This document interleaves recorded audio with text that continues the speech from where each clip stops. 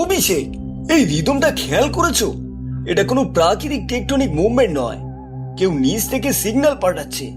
ওটা যেন বলছে পথ খোলো, আমরা আসছি। ওরে বিচিত্র, তুই কি পাগল হলি? মাটি আবার কথা বলে নাকি? আমি দেখছি উনুনের ওপর কড়াইটা নাচছে আর তুই বলছিস সিগন্যাল। ভূমিকম্প হলে তো ঘর বাড়ি পড়বে, আর তোর এই পাথরের নাচানি থামছেই না। মল্লিকা, এটা সাধারণ ভূমিকম্প হলে এতক্ষণে কালীপুর ধুলোয় মিশে যেত। এটা হলো সাবসোনিক মেসেজ। পৃথিবীর একদম গভীর কেন্দ্র থেকে কেউ আমাদের সাথে যোগাযোগ করতে চাইছে। প্রফেসর, এর বডিটা টাংস্টন আর সিনথেটিক বায়মন্ড দিয়ে মোড়া। এটি অনায়াসে 1000 ডিগ্রি সেলসিয়াস তাপমাত্রা সহ করে আর পাথর গুঁড়ো করে এগিয়ে যেতে পারবে। প্রফেসর, এই ড্রিলটা যখন ঘুরবে তখন আমার কানে তালা লেগে যাবে যে। আর মাটির নিচে কি জিপিএস কাজ করবে? কানে তালা লাগবে না মিকি, কারণ এর ক্যাবিনেটটা শব্দরোধী। আর জিপিএস এর বদলে আমরা ব্যবহার করব তোমার কলারের সেই আটলান্টিস ম্যাপ। ওটাই আমাদের পথ দেখাবে। মল্লিকা, আমরা পৃথিবীর কেন্দ্রে যাচ্ছি, বনভোজন নয়। এত খাবার নিয়ে কি হবে? তুই থাম তো বিচিত্র, তোদের ওই বিজ্ঞানের বড়ি খেয়ে আমার পেট ভরবে। মাটির তলায় কি যদি আটকা পড়ি, তখন এই মুড়ি আর আচারই প্রাণ বাঁচায়। আর মিকির জন্য 2 কেজি শুকনো মাছ নিয়েছি, ওখানে গিয়ে যদি ও বিদ্রোহ করে। শুকনো মাছ? মল্লিকা, তুমি সত্যি আমার মনের কথা বোঝো? রেডি অভিষেক? 1 2 3 স্টার্ট। প্রফেসর, এই আমার লিথোস্ফিয়ার পার হচ্ছি। এই কিন্তু সমস্যা হলো আমাদের রাডারে একটা বিশাল লোহার স্তূপ দেখা যাচ্ছে, যা ম্যাপে ছিল না। এই ওটা কি? ওটা কোনো খনিজ নয় অভিষেক, ওটা যেন কোনো একটা মেটাল দেওয়াল। কেউ কি আগে থেকেই মাটি নিচে দেয়াল তুলে রেখেছে? প্রফেসর, এই কাটারের তাপমাত্রা 2000 ডিগ্রি ছাড়িয়ে গেছে। এই সামনে ওটা কি পাথর? এই পৃথিবীর কোনো শিলা তো এত শক্ত হওয়ার কথা নয়। ওটা পাথর নয় অভিষেক, ওটা একটা নিকেল টাইটেনিয়াম অ্যালয়। কিন্তু এটা এখানে এলো কত থেকে? মনে হচ্ছে যেন কোনো বিশাল গোলকের উপর আমরা ডিল করছি। মিকি, তোমার কলার কি কিছু বলছে? এই দেয়ালের ওপাশ থেকে একটা হৃদস্পন্দন শব্দ আসছে। ধূপ ধূপ ধূপ। এটা কোনো যন্ত্র নয়, এটা যেন একটা জ্যান্ত পাহাড়। ওরে বিচিত্র, আমার কেন জানি ভালো ঠেকছে না রে। ছোটবেলায় ঠাকুমা বলতো মাটির নিচে জগ থাকে যারা সোনাদানা পাহারা দেয়। তুই কি শেষে সোনা দিতে গিয়ে আমাদের জ্যান্ত কবর দিবি? এই শোন, কি যেন ফিসফিস করছে জানলার বাইরে। মল্লিকা, জানালার ওপারে তো মাটি আর পাথর ছাড়া কিছু নেই। ফিসফিসানি আসবে কত থেকে? ওই তো, তুই কান পা, মনে হচ্ছে কেউ কাঁদছে। ওরে অভিষেক, এই টর্চটা দে তো এদিকে। প্রফেসর, আমি কিছু একটা দেখছি। ওটা দেখতে মানুষের মতো, কিন্তু ওর হাতগুলো মাকড়সার মতো লম্বা। ইম্পসিবল! এই গভীরতায় অক্সিজেন নেই, আলো নেই, কোনো প্রাণী এখানে বাঁচতে পারে না। মিকি, তুমি কি কিছু ঘ্রাণ পাচ্ছ? সালফার আর পোড়া চামড়ার গন্ধ। ওরা আমাদের দিকেই আসছে প্রফেসর। অনেকগুলো, অন্তত 100 জন তো হবেই।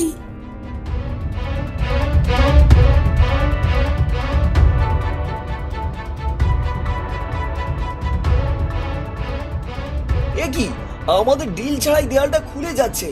অভিষেক, রিভার্স গিয়ার দাও। আমরা ভেতরে ঢুকবো না, আগে পর্যবেক্ষণ করব। স্বাগতম প্রফেসর বিচিত্র। আমি জানতাম আপনি ঠিক পথ খুঁজে নেবেন। আপনার সাবমেরিন আমাকে খাদে ফেলেছিল ঠিকই, কিন্তু আগারথার প্রহরীরা আমাকে উদ্ধার করেছে। ভেতরে আসুন, আপনার জন্য এক নতুন নরক অপেক্ষা করছে।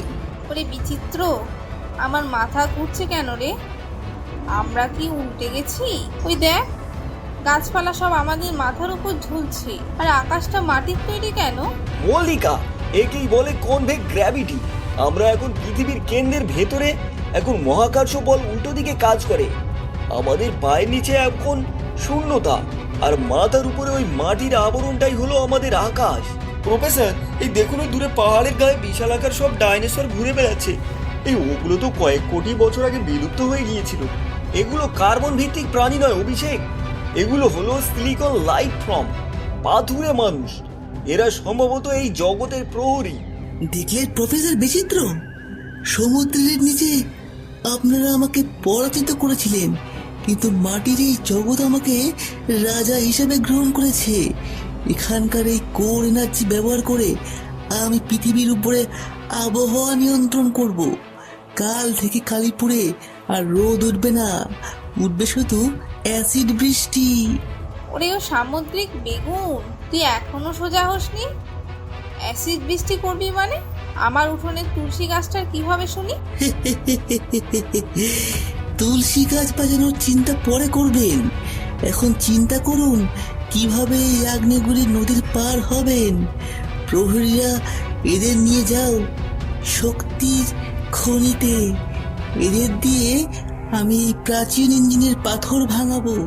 প্রফেসর, এই গুহার ভেতরে কে যেন আমাদের ডাকছে, ওটা কি?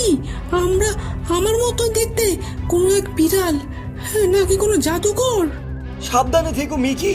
নেপচুনাস জানে না যে সে আগারথার শান্তি নষ্ট করে এক মহাজাগতিক দানবকে জাগিয়ে তুলছে। আমাদের এখান থেকে পালাতেই হবে। নেপচুনাস, থামুন। আপনি জানেন কি আপনি কি করছেন? এই কোর সেন্ট্রালগুলো আগারথার থার্মোস্টেট নিয়ন্ত্রণ করে। এগুলো সরিয়ে নিয়ে এই পুরো জগৎটা একটা আগ্নেয়গিরি হয়ে ফেটে যাবে। আমাদের পৃথিবীর কেন্দ্রটা ধ্বংস হয়ে যাবে। ধ্বংস হলে হোক, আমি এই শক্তি দিয়ে আকাশের ডেস্কের উপর আক্রমণ করব। পৃথিবী এখন আমার অধীনে থাকবে। প্রহরীরা, এদের কাছ থেকে শুরু করতে বলো। স্বাগতম ভাই, আমি লুমিনাস, আগারথার প্রাচীন বিড়াল বংশের শেষ রক্ষক।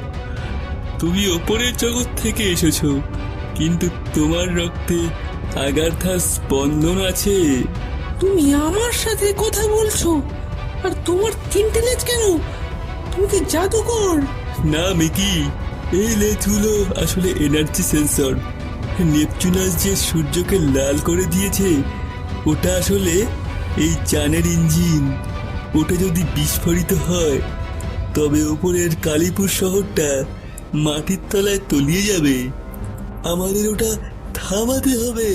ওরে পাথুরে ভূত, তোদের চামড়ার অনেক শক্তি জানি, কিন্তু তোদের নাকে কি কোনো ফিল্টার নেই? এই নে মল্লিকা স্পেশাল বক্স। সাবাস মল্লিকা মাসি, এই আপনার মশলা তো দেখি লেজার গানের চেয়েও কড়া। এই প্রফেসর, চলুন মিকিকে নিয়ে পালাই। মিকি, এটা কে? এর তো তিনটে লেজ। প্রফেসর, এটি লুমিনাস। ইনি বলেছেন অগার্থা কোনো শহর নয়, এটি একটা বিশাল মহাকাশযান। নেপচুনাস এটার ইঞ্জিন গরম করে ফেলেছে। আমাদের বজ্র ড্রিল মেশিনটা দিয়ে এই ইঞ্জিনের রেডিয়েটর পাল্টাতে হবে। তার মানে আমাদের মাটির নিচে থেকে আবার মাটিরও গভীরে ডিল করতে হবে। কিন্তু বর্জ্য তো খনির ওপাশে আটকা পড়ে আছে। মল্লিকা, এই দেখুন, ওই পরীরা এটা ব্যাটারি প্যানেলটা আর ভেঙে ফেলেছে। আমার কাছে তো আর ফিউজ নাই। ওরে ওটা নিয়ে চিন্তা করিস না, আমার কাছে ওই যে ঝালায় লোহার তার ছিল, যা দিয়ে আমি কাপড় মেলি, ওটা দিয়ে কি জোড়া লাগানো যাবে না? আর এই দেখ মিকির খেলনার লেজারটা, ওটার ব্যাটারি কি কাজ করবে? মল্লিকা মাসি, আপনি তো জিনিয়াস। এই কাপড় মেলার জিআই তার দিয়ে যদি আমি সার্কিটটা বাইপাস করতে পারি, তবে হয়তো ডিলটা স্টার্ট নেবে। প্রফেসর, লুমিনাস বলছে আগারথার এই সূর্যটা আসলে একটা কোল্ড ফিউশন রিঅ্যাক্টর। নেপচুনাস একটা ভেতরের গরম লাভার স্রোত ঢুকিয়ে দিয়েছে। ওটা যদি ঠান্ডা না করা হয়, তবে আগারথা একটা ব্ল্যাক হোল হয়ে যাবে। আমি বুঝতে পারছি মিকি, আমাদের এই রিঅ্যাক্টরের মেইন পাইপার ঠিক করতে হবে, কিন্তু ওটা তো লাভার পুকুরের নিচে, এখানে মানুষ পৌঁছাতে পারবে না। বিচিত্র গাড়ি রেডি, জলদি ওর। এই জায়গায় এখন ভাজা মাছের মতন গরম হয়ে যাচ্ছে। না, আমি এটা হতে দেব না। প্রহরীরা, বজ্রকে ধ্বংস করো। মিকি, বাঁদিকে ঘোরাও। ওই তো সেই ফাটলটা দেখা যাচ্ছে, যেখান দিয়ে লাভা ইঞ্জিনে ঢুকছে। আমাদের ওটা সিল করে দিতে হবে। প্রফেসর, লুমিনাস বলছে সিল করলে হবে না, আমাদের ওই পাইপের ভালভটা উল্টো দিকে ঘোরাতে হবে, যাতে ইঞ্জিনের জমে থাকা বাক্স বেরিয়ে যায়। বিচিত্র, ওই মাছের রাজা তো আমাদের পিছনে আঠার মতন লেগে গেছে রে। ও কি বোঝে না যে এটা ফেটে গেলে ও নিজেও ঝোল হয়ে যাবে? এখন হিতাহিত জ্ঞান হারিয়েছে মল্লিকা। অভিষেক, আমাদের রিয়ার সিলটা অন করো। মিকি, লুমিনাস, তোমার ডিলটা সোজা ওই দিকে রাখো। তোদের তো শুধু বড় বড় কলকপ চাই। দেখ, আমার ব্যাগে কালীপুরের পুকুরে শ্যাওলা মেছানো এক বালতি কাদা ছিল, যা আমি এনেছিলাম তোদের ওই ইঞ্জিনের পোড়ার গন্ধ তাড়াতে। ওই কাদাটা যদি নেপচুনাসের যানের ইঞ্জিনের ধোঁয়ার পাইপে লাগিয়ে দেওয়া যায়। কাদা নয়, আমাদের কাছে লিকুইড নাইট্রোজেন আর একটা ক্যানিস্টার আছে, যা আমরা স্যাম্পেল জমানোর জন্য এনেছিলাম। এই ওটা যদি নেপচুনাসের ইঞ্জিনে ছুঁড়ে মারি, ওটা জমে পাথর হয়ে যাবে।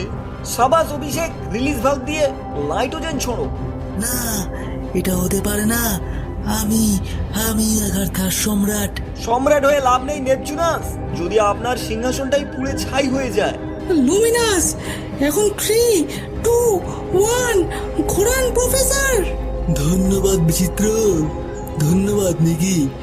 তোমরা আগারথার প্রাণ বাঁচালে, কিন্তু ইঞ্জিনের এই বিস্ফোরণে যে পোর্টালটা খুলছে, ওটা দিয়ে উপরের পৃথিবীর মাটি ধসে পড়তে পারে।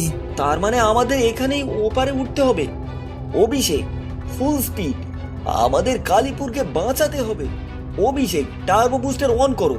উপরের স্তরের মাটি ধসে আমাদের পথ বন্ধ করে দিচ্ছে। আমাদের ওই ধুলোর মেঘের ভিতর দিয়ে বেরিয়ে যেতে হবে। বিচিত্র, তুই দেখ, লুমিনাস বিড়ালটা যাবার সময় এই পাথরটা ফেলে গেছে। এটা কি হিরে?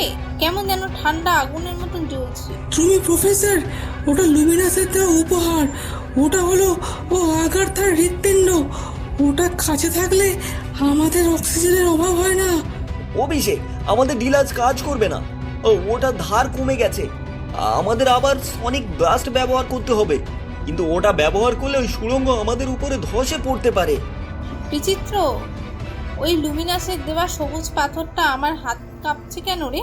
এটা তো দেখি নিজেই একটা লেজার বিম ছড়াচ্ছে। প্রফেসর, পাথরটাকে ড্রিলের ডগায় বসিয়ে দাও। ওটা পাথর নয়, ওটা হলো এক শক্তিশালী এনার্জি ফোকাসার। ধরে বসো সবাই, আমরা বায়ুমণ্ডলে প্রবেশ করছি। ওরে বাবারে, মাটি, সত্যি সত্যি মাটির উপরে ফিরে এলাম। যুদ্ধ শেষ মল্লিকা, কিন্তু মিকি, লুমিনাস তোমাকে যা দিয়েছে তা দিয়ে আমরা ভবিষ্যতে এক বড় বিপদ রুখতে পারবো। এই নে মেকি, খেয়ে নে। মাটির তলায় গিয়ে তো তোর চেহারাটা কেমন যেন রোগা হয়ে গেছে। আর ওই সবুজ পাথরটা কোত্থেকে আনলি? ওটা তো দেখি মাঝে মাঝে টিকটিক করে শব্দ বেরোচ্ছে। তুমি মল্লিকা, ওটা কোনো সাধারণ পাথর নয়, ওটা হলো আগারথার মেমোরি চিপ। লুমিনাস আমাকে বলেছে ওটার ভেতরে টেক্সের বিরুদ্ধে লড়াই করার শেষ অস্ত্রটা লুকানো আছে। প্রফেসর বিচিত্র, যদি আপনি এই বার্তাটি শোনেন, তার মানে আপনি সুস্থভাবে উপরে পৌঁছেছেন। আগারথার আসলে একটি একটি প্ল্যানেটারি ইঞ্জিন। কোটি বছর আগে যখন আমাদের গ্রহ ধ্বংস হয়ে যাচ্ছিল, তখন আমরা পৃথিবীকে একটি জীবনতরী হিসেবে ব্যবহার করেছিলাম। ডেক্সরা আসলে আমাদেরই সেই বিদ্রোহী দল, যারা এখনো ফিরে আসছে পৃথিবীর দখল করতে। মিকির কলার আর এই পাথরটি একসাথে জুড়লে আপনি দ্য স্কাই শিল্ড সক্রিয় করতে পারবেন। আর মানে ডেক্সরা মহাকাশ থেকে শুধু আক্রমণ করতে আসেনি, ওরা আসলেই আগারথা ইঞ্জিন বা পৃথিবী ছিনিয়ে নিতে এসেছে। অভিষেক, আমাদের হাতে সময় খুব কম। প্রফেসর, এই মাটির 5000 কিলোমিটার নিচ থেকে একটা সংকেত আসছে। এই ওটা নেপচুনাসের সেই যান স্টিঙ্গারের ফ্লাক্স বক্সকে থেকে পাঠানো। নেপচুনাস মারা যাননি, তিনি আগাথার এক অন্ধকার ফাটলে বন্দী হয়ে গেছেন, কিন্তু তিনি একটা মেসেজ পাঠিয়েছেন। ওরা চলে এসেছে। আকাশের দিকেও তাকাও। এ কি আপদ রে! আকাশটা এমন তারাবাজির মতন জ্বলছে কেন? ওগুলো কি ডেক্সদের জাহাজ? হ্যাঁ মল্লিকা, এরা গতকাল ছোট ছোট ড্রোন পাঠিয়ে আমাদের পরীক্ষা করছিল। এবার ওরা সশরীরে এসেছে পৃথিবীর দখল করতে। আমাদের কাছে আগাতার চাবি আছে, কিন্তু ওদের কাছে আছে শক্তি। প্রফেসর, ভয় পেও না, লুমিনাস আমার সাথে আছে। এবার যুদ্ধ হবে আকাশে।